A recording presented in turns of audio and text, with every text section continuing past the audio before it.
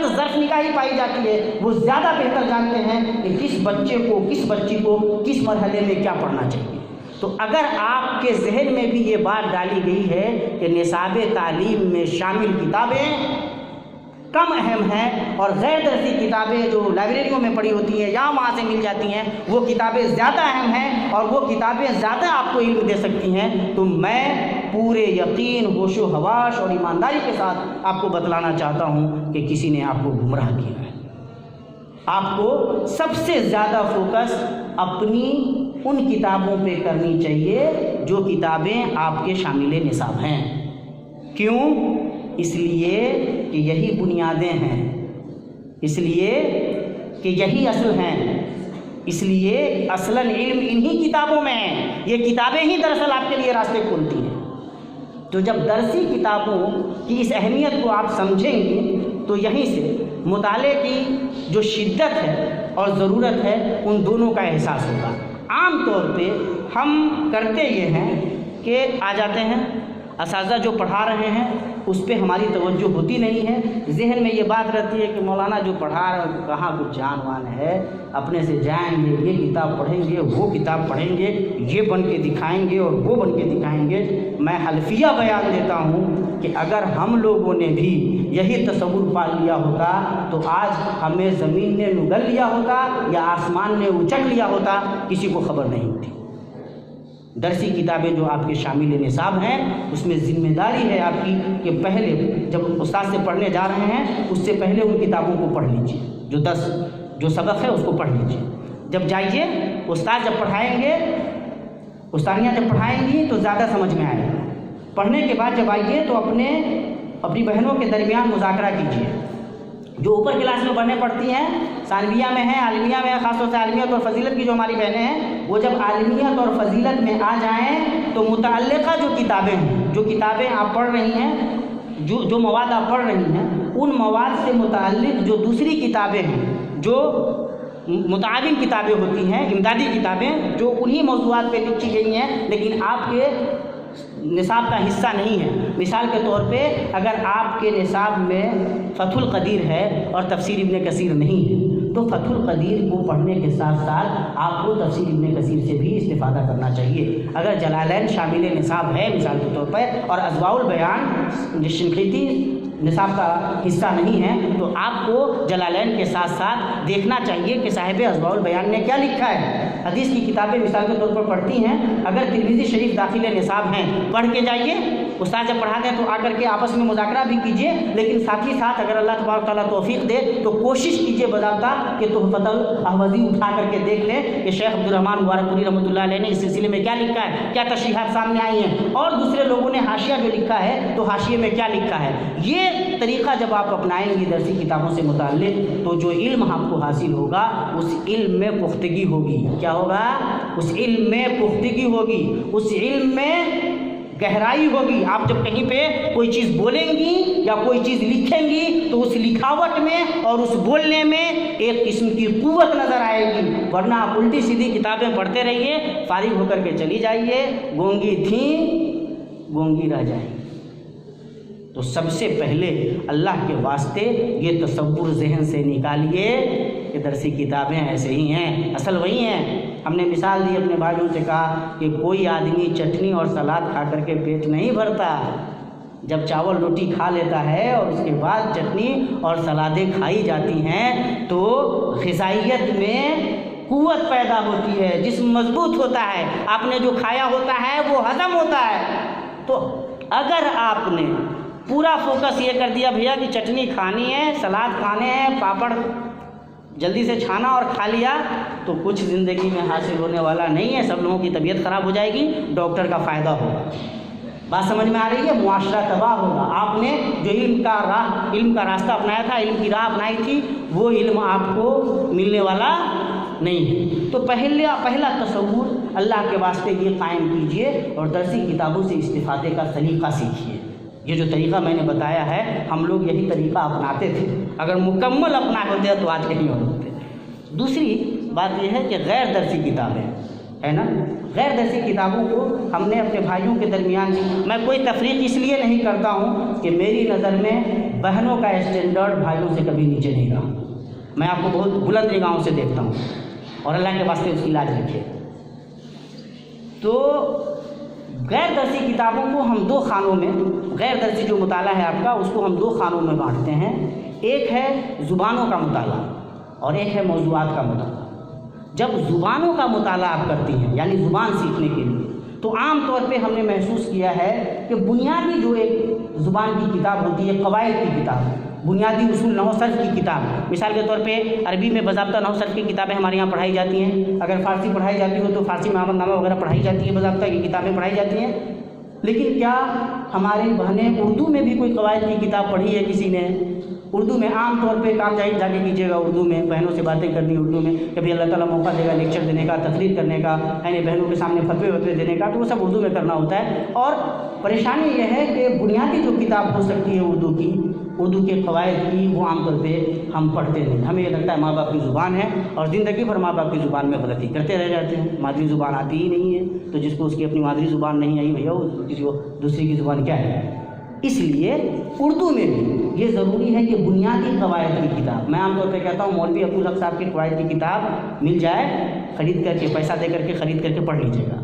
قواعد کی کتاب وہ کتاب آپ کو بتائے گی کہ ہماری جو زبان ہے اردو، اس اردو میں بھی مذکر ہوتا ہے، مؤنث ہوتا ہے، اس زبان میں بھی مصدر ہے، جامد ہے، مشتق ہے، اس زبان میں بھی صفت ہے، موصوف ہے، اس زبان میں بھی واحد ہے، جمع ہے، اس زبان میں بھی صیغے بدلتے ہیں، اس زبان میں بھی گردان ہوتی ہے، اس زبان میں بھی ماضی مستقبل حال، یہ ساری چیزیں جو ہم لوگ دوسری زبانوں میں پڑھتے ہیں اس زبان میں بھی ہے۔ اس زبان میں بھی نے لگنے کے بعد قاعدہ بدل جاتا ہے۔ بہت ساری عربی جو قواعد کی کتابیں ہم نے پڑھی ہے، مائے کافہ آتا ہے تو کیسے عمل باطل کر دیتا ہے، یہ کرتا ہے، وہ کرتا ہے، ان داخل ہوتا ہے تو یہ کرتا ہے، وہ کرتا ہے۔ اردو میں بھی جب یہ نے آتا ہے تو کیا کرتا ہے، تجھ آتا ہے تو کیا آتا ہے، مجھ اگر استعمال ہو رہا ہے تو پھر صیغہ کس طرح سے ہوگا، ہمیں استعمال کر رہے ہیں تو صیغہ کس طرح ہوگا، مجھے استعمال کر رہے ہیں تو صیغہ کس طرح ہوگا، ہم اور میں کا کیا فرق ہے، تو اور تم کا کیا فرق ہے۔ یہ ساری چیزیں تب معلوم ہوں گی جب بنیادی کوئی ایک کتاب پڑھ لی جائے، اور یہ ضروری ہے۔ میں اس لیے یہ فوکس کر رہا ہوں کہ عام طور پہ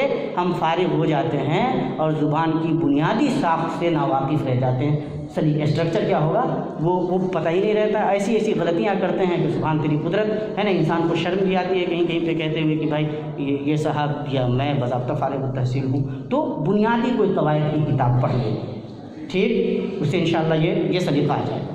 اس کے بعد کرنا یہ ہے کہ اسی کے مطابق، جیسے ابھی جو بچہ پیدا ہوا 6 مہینے تک سوائے ماں کے دودھ کے یا الٹرنیٹ جو دودھ موجود ہوتا ہے، اگر بچہ ماں کا دودھ نہیں پی رہا ہے یا مطلب پریشانی ہے، ماں کو دودھ نہیں ہو رہا ہے یا کوئی اور دقت ہے، تو اس کی وجہ سے ہم دودھ ہی پلاتے ہیں بچے کو 6 مہینے تک، باہری کا دودھ، لیکن دودھ ہی پلایا جاتا ہے، کیونکہ 6 مہینے تک وہ بچہ کوئی دوسری چیز ہضم کر ہی نہیں پاتا۔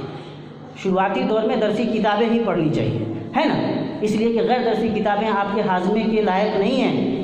پئیں گی اگر بچوں کو، اگر بچپن ہی میں شروعاتی 6 مہینے کے اندر دودھ کے علاوہ کچھ اور کھلا دیا جائے تو معدہ جواب دے دے گا، بچے کی صحت خراب ہو جائے گی۔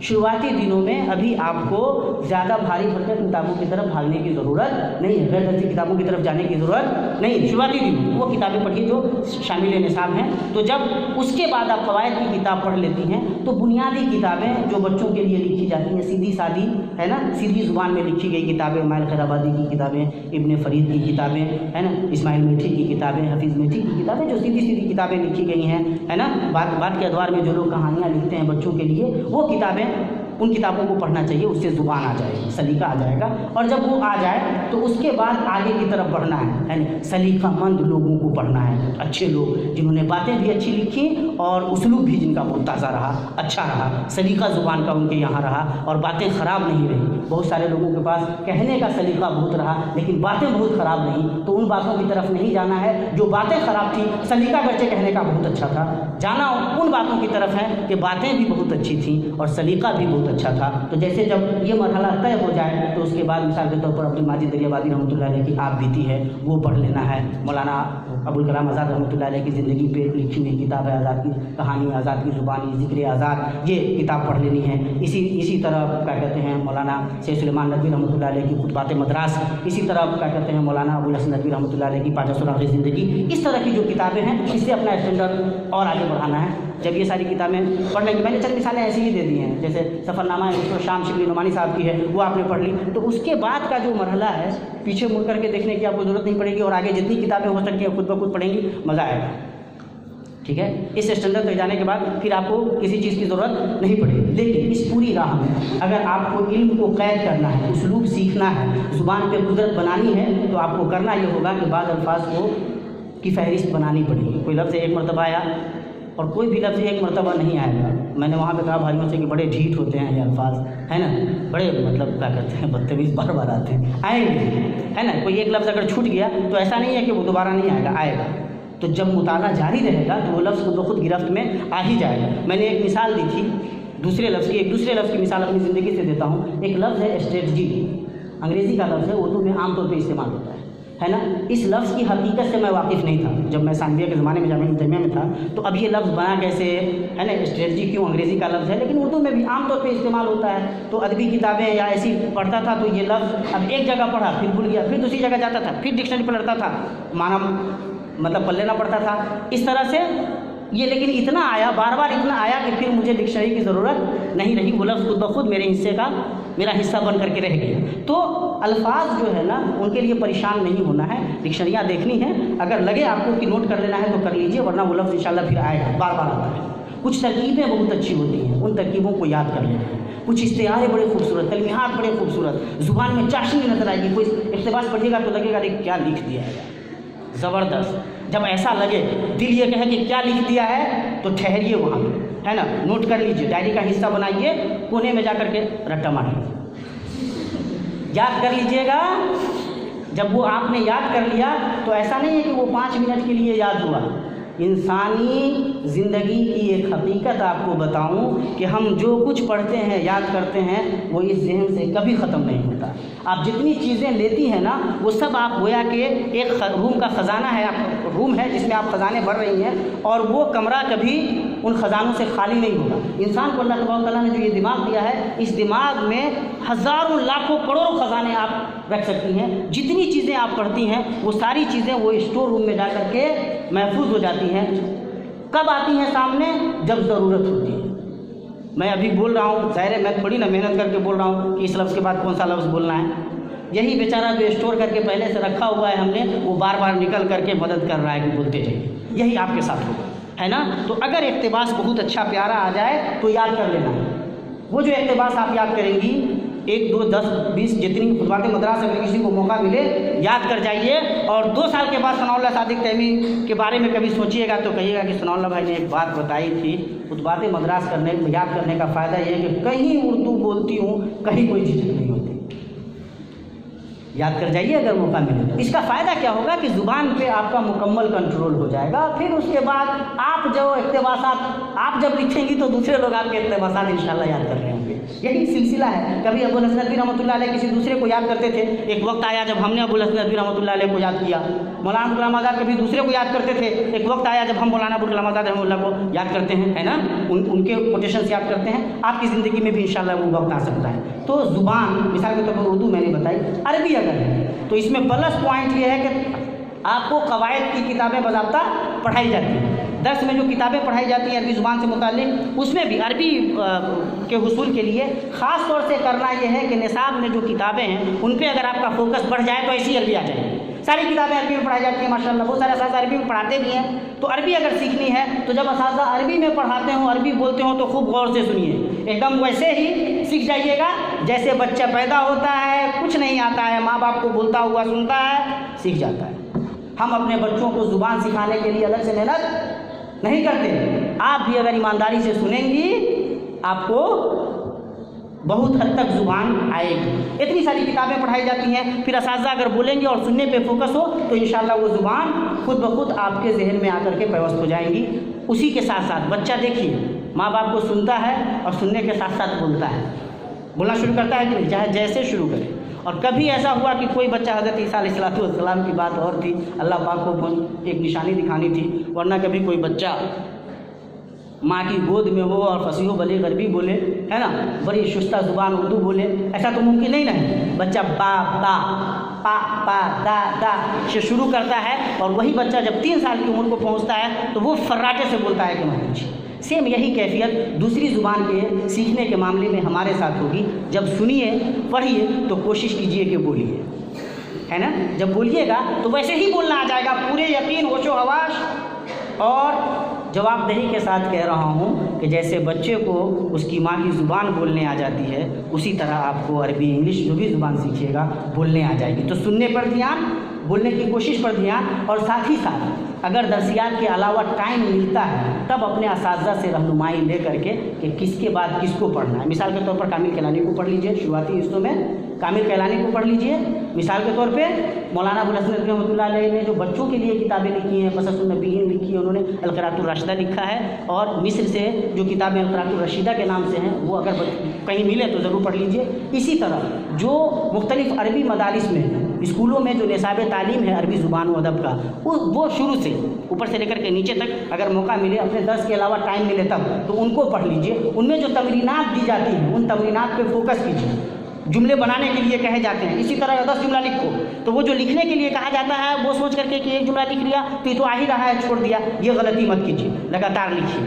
یہ مرحلہ جب طے کر لیجئے تو اس کے بعد کچھ اچھے پڑھے لکھے ادبا کو پڑھ لیجئے۔ مثال کے طور پہ اللہ تعالیٰ اگر موقع دے تو محمد الحسنی کو پڑھ لیجئے، اللہ تعالیٰ اگر موقع دے تو طہ حسین کو پڑھ لیجئے، اس کی جو اچھی کتابیں ہیں، اور صاحبان علم و معرفت رہیں گی انشاءاللہ، تو جہاں پہ طہ حسین نے غلطیاں کی ہیں وہ آپ کو خود پتہ چل جائے گا کہ کہاں پہ اس آدمی نے جو ہے نا ڈنٹی ماری ہے، وہ پتہ چل جائے گا انشاءاللہ آپ کو۔ طہ حسین کو پڑھ لیجئے، ہے نا۔ تھوڑا سا اور آگے کی طرف بڑھیے تو احمد امین کو پڑھ لیجئے، تھوڑا سا اور آگے بڑھیے تو کیا کہتے ہیں مصطفیٰ لطفی احمد لطفی کو پڑھ لیجئے، اس سے تھوڑا سا اور آگے بڑھیے، اگر انشاءاللہ قوت جواب نہ دے اور جواب جب پڑھنے میں مزہ آنے لگے تو پھر آدمی پڑھتا چلا جاتا ہے، اور اتنا مزہ آتا ہے، اتنا لطف ملتا ہے کہ دنیا کے کسی کام میں وہ لطف نہیں ہے، ایک دم نہیں ہے۔ اور اس لطف کا جو نتیجہ ہے وہ اتنا زبردست ہے کہ مت پوچھیے، ہے نا۔ اللہ تبارک و تعالیٰ ایک ایسے ویسے انسان کو کیسا کیسا کر دیتا ہے اس کو صرف اللہ جانتا ہے نا۔ کوئی حیثیت نہیں ہوتی، اور اللہ تبارک و تعالیٰ علم و معرفت کی اس سچائی کی وجہ سے، اس لگن اور اس تڑپ کی وجہ سے، اس محنت کی وجہ سے انسان کو وہاں پہنچا دیتا ہے جہاں اس کے تصور میں بھی نہیں ہوتا۔ وَمَن يَتَّقِ اللَّهَ يَجْعَل لَّهُ مَخْرَجًا وَيَرْزُقْهُ مِنْ حَيْثُ لَا يَحْتَسِبُ، تو وہاں پہنچاتا ہے جہاں کا تصور بھی انسان کا نہیں رہتا ہے۔ تو ایک کام تو انشاءاللہ یہ کرنا ہے، پھر آپ خود طے کر لیں گے کہ اب کیا پڑھنا چاہیے، اب کیا پڑھنا چاہیے، پھر مزہ آئے گا۔ زبان اتنی آ جائے گی آپ کو کہ کہیں پہ بھی اگر آپ نے عربی بول دی تو عربوں کے پسینے آ جائیں گے انشاءاللہ، چھوٹ جائیں گے ان کے پسینے۔ اور ایسا ہوتا ہے جب ہندوستان کے لوگ ماشاءاللہ صاحبان علم و معرفت جنہوں نے اپنی زندگی میں محنت کی ہوتی ہے، جب بولنے لگتے ہیں تو دیکھنے والا دیکھتا رہ جاتا ہے۔ انگریزی جب مثال کے طور پہ محمد علی جوہر کا نام سنا ہوگا آپ نے، کامریڈ نکالتے تھے، جب وہ انگریزی بولتے تھے تو انگریز دیکھتے تھے، ظاہر ہے ماں کی تربیت تھی، بہت محنت کرتے تھے، تب جا کر کے وہ وقت آتا ہے۔ عربوں میں بھی ماشاءاللہ ہندوستانی جب لوگ علامہ احسان اللہ رحمۃ اللہ علیہ جب عربی میں تقریر کرتے تھے، مصطفیٰ السبائی اس زمانے کے بہت بڑے مقرر، عربوں کے بڑے ادیب، انہوں نے آ کر کے علامہ احسان اللہ رحمۃ اللہ علیہ سے کہا کہ العرب تقول، عرب یہ کہتے ہیں انا اخطب العرب، کہ میں سب سے بڑا مقرر ہوں عربوں کا، وانا اقول انت اخطب منی، اور میں یہ کہتا ہوں کہ تم مجھ سے بھی بڑے مقرر ہو۔ تو آپ جب انشاءاللہ میدان میں جائیں گی، لکھیں گی، بولیں گی، پڑھیں گی، دنیا میں ساتھ دیں گی۔ زبان انشاءاللہ اس طرح سے آپ حاصل کر سکتی ہیں، مقام بنا سکتی ہیں۔ موضوعات کا جو مطالعہ ہے اس میں آپ کو کرنا یہ ہے، میرے اپنے ذاتی تجربے اور مشاہدے کی بنیاد پہ، کہ مان لیجئے کہ آپ کو اسلام میں عورت کے مقام پہ پڑھنا ہے، ایک موضوع آپ کے ذہن میں آیا، اسلام میں عورت کا مقام ہے نا، تو اس سلسلے میں جو کتاب پہلی ملی اس کو پوری پڑھ لیجیے، جو بھی ملی ہے نا، یہ دیکھ کر کے کہ سمجھ میں اگر آ رہی ہے تو اس کتاب کو پوری پڑھ لیجیے۔ اس کے بعد جو مضمون اس سلسلے میں نظر سے گزرے اس کو پڑھیے، جو دوسری کتاب ملے اس کو بھی پڑھیے۔ اب اگر اسلام میں عورت کے مقام سے متعلق آپ نے کوئی کتاب پڑھی تو ضرور کوئی حدیث آئے گی، ضرور کوئی قرآن حکیم کی آیت آئے گی۔ تو اگر کوئی قرآن حکیم کی آیت آئی تو جا کر کے تفسیر سے رجوع کیجیے کہ مفسرین نے، تبری نے کیا لکھا ہے، قرطبی نے کیا لکھا ہے، صاحب اضوال بیان نے کیا لکھا ہے، تفسیر ابن کثیر میں کیا لکھا گیا ہے، شوکانی نے کیا لکھا ہے، علامہ ڈاکٹر محمد عثمان سلفی نے کیا لکھا ہے۔ تو اگر آپ اس جو زیر بحث آیت تھی اس آیت سے متعلق جو مفسرین نے لکھا ہے تو لگ بھگ وہی باتیں پڑھیں گی آپ جو باتیں آلریڈی آپ اس کتاب میں پڑھ چکی ہوں، خلاصہ آ چکا ہوگا۔ پھر حدیث کی کتابوں میں جو حدیثیں آئی تھیں ان سے اگر آپ رجوع کر لیں، فتح الباری الٹ لیں، اگر بخاری شریف کی روایت ہے، ترمذی کی روایت ہے تو آپ تحفۃ الحویزی الٹ لیں، سنن ابو داؤد کی روایت ہے تو بذل المجہود آپ جو ہے نا وہ الٹ لیں، تو اگر آپ اس طرح کی سے مسلم کی روایت ہے تو شرح نبوی جو ہے وہ اگر آپ الٹ لیں تو ہوگا فائدہ یہ کہ جو موضوع جو مباحث پہلے آ چکے ہیں وہ یہاں آپ کو ملیں گے۔ تو جو چیزیں آلریڈی آپ نے پڑھی ہوئی ہیں، ایک آدمی سے آپ پہلے ملے ہوتے ہیں، دوبارہ 10 سال کے بعد بھی ملاقات ہوتی ہے تو آدمی پہچان میں آ جاتا ہے۔ سیم یہی موضوعات کا، علم کا، معرفت کا معاملہ ہے۔ آپ نے جب یہاں پڑھا پھر چیزیں وہی آپ دوسرے زاویے سے پڑھیں گی، مضبوط ہوتی چلی جائیں گی۔ جو کتاب ملے، جو مضمون ملے، سب کو پڑھتی چلی جائیں گے۔ اگر لگے کہ کوئی بہت اچھی بات کہی گئی ہے، نوٹ تیار کیجیے۔ کہیں پہ ایسا محسوس ہو کہ انہوں نے یہ بات لکھی ہے لیکن اس بات کے مقابلے میں ہمارے ذہن میں یہ بات آتی ہے، تو آپ کے ذہن میں جو بات پیدا ہوئی اس بات کو بھی لکھیے، اس کو کبھی ضائع مت جانے دیں۔ عین ممکن ہے کہ آپ وہ سمجھ رہی ہیں، آپ کے ذہن میں وہ بات آئی ہے جو آج تک کسی کے ذہن میں نہیں ہے۔ کیوں؟ اللہ تبارک و تعالیٰ نے ہر انسان کو وہ ذہن دیا ہے جو دوسرے کسی انسان کو نہیں دیا۔ میں وہ سوچ سکتا ہوں جو آج تک اس دنیا میں کسی انسان نے نہیں سوچا۔ آپ وہ اپنی سوچ سے پیدا کر سکتی ہیں جو آج تک اس دنیا میں کسی انسان نے پیدا نہیں کیا۔ اللہ تبارک و تعالیٰ نے انسان، ہر آدمی کو اس کے خاص ڈھانچے میں پیدا کیا ہے۔ دنیا میں کوئی انسان دوسرے انسان کے جیسا نہیں۔ یہ خالق کائنات کی قدرت، اس کا کرشمہ بھی ہے اور انسانوں کے لیے اس میں عبرت بھی ہے۔ تو آپ اگر پڑھتے ہوئے کوئی ایسی جگہ پہ پہنچتی ہے جہاں پہ آپ کا اپنا کوئی خیال بنتا ہے، رائٹ ڈاؤن، اس کو لکھ لیجیے، ٹھیک ہے؟ اپنا خیال بہت قیمتی ہوتا ہے، اس کو ضائع مت جانے۔ اسی طرح جو کتابیں، اب اتنی ساری کتابیں آپ نے پڑھی، ایک کتاب کو رکھیے، اس کا خلاصہ لکھ لیجیے۔ 10 کتابیں آپ نے پڑھی، 10 کتابیں کی فہرست تیار کیجیے، ان کتابوں میں کیا لکھا گیا ہے مختصراً ان کتابوں کی ڈیٹیل لکھ لیجیے۔ کہیں پہ کوئی کتاب میں کمزوری نظر آئی، اب اتنی 10 12 15 کتابیں پڑھیے گا تو یہ بھی سمجھ میں آئے گا کہ کون کتاب کس درجے کی تھی۔ اپنا آپ محاکمہ دیجیے، فیصلہ سنائیے، اور آپ کو اپنی ڈائری میں فیصلہ سنانے سے کون منع کر سکتا ہے کہ نہیں؟ اپنی دنیا ہے نا، خواتین گھر کی ملکہ ہوتی ہیں، ان میں کون دخل اندازی کر سکتا ہے؟ اگر لوگ دخل اندازی کرنے لگے تو خواتین پورا آسمان پہ اٹھا لیتی ہیں، ہے کہ نہیں؟ تو آپ کی اپنی جو دنیا ہے اس دنیا میں کوئی دخل اندازی کرنے نہیں جا رہا ہے، اس میں اپنی رائے کا، اپنے فیصلوں کا برملا اظہار کیجیے۔ اگر یہ طریقہ انشاءاللہ آپ موضوعات کو پڑھنے کے لیے، کسی بھی، ایک چھوٹی سی مثال میں نے دی، کسی بھی موضوع کو پڑھنے کے لیے متعلقہ جو موضوع پہ اسٹیپ بائی اسٹیپ جو کتابیں لکھی گئی ہیں ان میں یہ بہت ضروری ہے کہ آپ کے اندر تڑپ ہو، جذبہ ہو، آپ کی رغبت ہو، حسب ضرورت اساتذہ سے مشورہ ہو، بڑے سینئر سے، اپنے جو بڑی بہنیں ہیں ان سے رابطہ کر کے کہ باجی یہ موضوع پہ ہم سوچ رہے ہیں تو کون کون کتاب پڑھ سکتے ہیں۔ ہمارے یہاں بچوں میں، ظاہر ہے میں لڑکی تو تھا نہیں کہ مجھے آپ لوگوں کا ماحول پتہ ہو، لیکن ہمارے یہاں لڑکوں میں، ہم لوگوں میں یہ رواج بہت تھا، اور ٹل ڈیٹ ابھی تک میں جب کسی موضوع پہ لکھنا چاہتا ہوں تو میرے ارد گرد جتنے لوگ ہوتے ہیں میں ان سے بات کرتا ہوں۔ میں نے ابھی رات میں جمیل صاحب سے بات کی، اس سے پہلے میں گھر کا، تو میرے چھوٹے بھائی ہیں امان اللہ صادق تیمی، یہیں سے فارغ ہیں ابھی جامعہ ملیہ میں، ان سے میں نے بات کی کہ بابو اگر یہ موضوع تمہیں دے دیا جائے بولنے کے لیے تو کیسے بولو گے، ہے نا؟ تو آپس میں جب یہ تکرار ہوتی ہے تو بہت سارے راستے کھل جاتے ہیں۔ یہ طریقہ جب انشاءاللہ آپ اپنائیں گی، اسٹیپ بائی اسٹیپ پڑھیں گی، جس موضوع پہ آپ نے مطالعہ کیا ہے اس موضوع پہ آپ ایکسپرٹ ہو جائیں گے انشاءاللہ۔ مکمل ایک طرح کا اللہ تعالیٰ اختیار دے دے گا، ہے نا؟ یہ بہت کارگر طریقہ ہے۔ ہم لوگوں نے جن موضوعات کو ایسے پڑھا اس میں ماشاءاللہ آج بھی مضبوط نظر آتے ہیں۔ آج راستے چلتے جیسے تیسے پڑھ لیا تو کل بھی سبحان تیری قدرت تھے اور آج بھی ایسے ہی ہے نا؟ تو اس لیے طریقہ یہ اپنانا ہے کہ جن موضوعات کو پڑھنا ہے ان موضوعات سے متعلق جو بھی میسر معلومات ہے انشاءاللہ ان معلومات کو پڑھ لینا، ان سے استفادہ کر لینا ہے، اور جب پڑھ لیا تو اپنی جو رائے بنی، اپنا جو تبصرہ بنا، اپنا جو فیصلہ بنا، ان فیصلوں کو لکھنا ہے۔ اس سے جرأت بھی پیدا ہوگی، سلیقہ بھی آئے گا۔ عام طور پہ لوگ کہتے ہیں، میرے پاس یہ سوال بہت آتا ہے، ثناء اللہ بھائی میں لکھنا چاہتا ہوں، نہیں لکھ پاتا ہوں تو لکھوں گا کیسے، لکھنا کیسے آئے گا؟ بھیا یہ جو طریقے بتا رہا ہوں آپ کو، بہنیں آپ کو جو یہ طریقے بتا رہا ہوں، اگر یہ طریقے آپ اپنا لیتی ہیں تو الگ سے مصنف بننے کی محنت نہیں کرنی پڑے گی آپ کو یہ طریقہ عالمہ فاضلہ بھی بنائے گا، مصنفہ محررہ بھی بنائے گا۔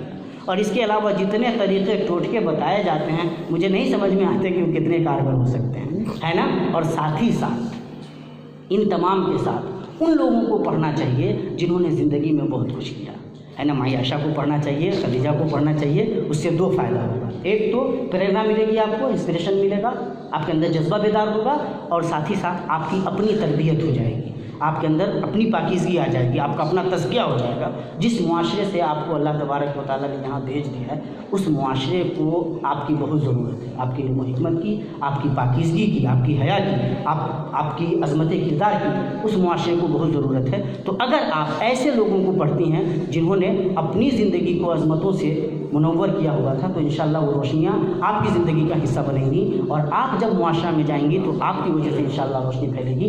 ये ज़रूरी इसलिए भी है कि अगर शख्सियात को न पढ़ा जाए, है ना, मिसाल के तौर पर अगर आप आयशा रज़ी अल्लाह ताला अन्हा से वाकिफ़ हैं और आपको ये पता चले कि वो बड़े बड़े सहाबा किराम से ज़्यादा इल्म व हिकमत में दर्जा रखती थी, अच्छे अच्छे सहाबा किराम आकर के मसाइल उनसे पूछते थे, अगर आपको ये पता चले कि 2210 हदीसें उनसे मरवी हैं, आपको ये पता चले कि हज़रत उर्वा बिन ज़ुबैर जैसे बड़े बड़े अजिल्ला ताबीन भी उनके सामने आकर के बाज़ाब्ता जानब तलम्मुस तय करते थे, बड़े बड़े सहाबा किराम जब किसी मसले में फंसते थे तो हज़रत आयशा सिद्दीक़ा रज़ी अल्लाह ताला अन्हा से रुजू करते थे. जब आपको इल्म व मार्फत की दुनिया में हज़रत आयशा सिद्दीक़ा रज़ी अल्लाह ताला अन्हा का ये मकाम पता चले तो आपके अंदर तो जज्बा पैदा होगा इंशाअल्लाह. तो इस तरह की शख्सियात को पढ़ना, खदीजा को पढ़ना, खदीजा को पढ़ेंगी तो आपके अंदर वो जज्बा इसार पैदा होगा जो हज़रत खदीजा रज़ी अल्लाह ताला अन्हा के अंदर था. किस तरह से एक खातून, मैं ज़ाती तौर पे ख़वातीन की जितनी अज़मत का कायल हूँ, मेरी हिरमा नसीबी ये कहिए, मेरे पास अल्फाज की वो दौलत ही नहीं है, ज़ुबान मेरी इतनी स्टैंडर्ड है ही नहीं कि मैं उस अज़मत को अपने लफ्ज़ों से बयान कर सकूँ. आम तौर पे लोग कहते हैं कि ख़वातीन का मतलब होती हैं जाहिल, नादान, बेवकूफ़ लोग होते हैं जो ये बातें कहते हैं. हज़रत मोहम्मद सल्लल्लाहु ताला अलैहि वसल्लम की ज़िंदगी में दो वाक़या बहुत आहिस्ता से इशारा करके ख़त्म कर दूँगा इंशाअल्लाह इन्हीं बातों पे. जब अल्लाह के नबी सल्लल्लाहु ताला अलैहि वसल्लम गारे हिरा में पहली मरतबा जिब्रील अमीन अलैहिस्सलाम से मिले और नबी बनाए गए, डरे हुए थे, इतने सहमे हुए थे कि उन्होंने हज़रत खदीजा रज़ी अल्लाह ताला अन्हा से कहा कि मैं अख़ाफ़ु अला नफ़्सी अल-अन्ता, मुझे डर लगता है कि मैं मर जाऊँगा, तबाह बर्बाद हो जाऊँगा. तो हज़रत खदीजा रज़ी अल्लाह ताला अन्हा ने जो बात कही वो दुनिया जब से कायम है और जब तक कायम रहेगी, ऐसे उसूल हैं जिनको दुनिया कभी फरामोश नहीं कर सकती. कामयाबी के, इंसानियत के लाजवाल नुकूश हैं जिन्हें कभी मिटाया नहीं जा सकता. ये एक औरत का किरदार है और ये किरदार सिवाय एक औरत के कोई अदा नहीं कर सकती. हज़रत खदीजा रज़ी अल्लाह ताला अन्हा ने कहा कल्ला वल्लाहि ला युख़ज़ीक अल्लाहु अबदा, कसम खुदा की अल्लाह ताला आपको कभी, अल्लाह पाक कभी आपको रुसवा नहीं करेगा. लिअन्नका तंसुरुल मज़लूमा, तो तक़री अज़्ज़ैफ़ा, पूरी जो बात हज़रत खदीजा रज़ी अल्लाह ताला अन्हा ने कहा आपको अल्लाह रुसवा नहीं करेगा. क्यों? इसलिए कि आप मेहमान नवाज़ी करते हैं, मज़लूमों की मदद करते हैं, है ना, आप तक्सिबुल मादूमा, जो बेचारा कमा नहीं खा सकता आप उसके लिए इंतज़ाम कर देते हैं, आप मेहमान नवाज़ी करते हैं. और तुनीबु अला नवाइबिल हक़, और जो लोग हक़ के रास्ते में परेशान रहते हैं आप उनकी मदद करते हैं. और अल्लाह तबारक व तआला की ये सुन्नत के ख़िलाफ़ है कि कोई आदमी इतना अच्छा काम करे अल्लाह ताला उसको रुसवा और नामुराद कर दे. सोचिए कि हज़रत खदीजा रज़ी अल्लाह ताला अन्हा की निगाह कितनी अज़ीम है.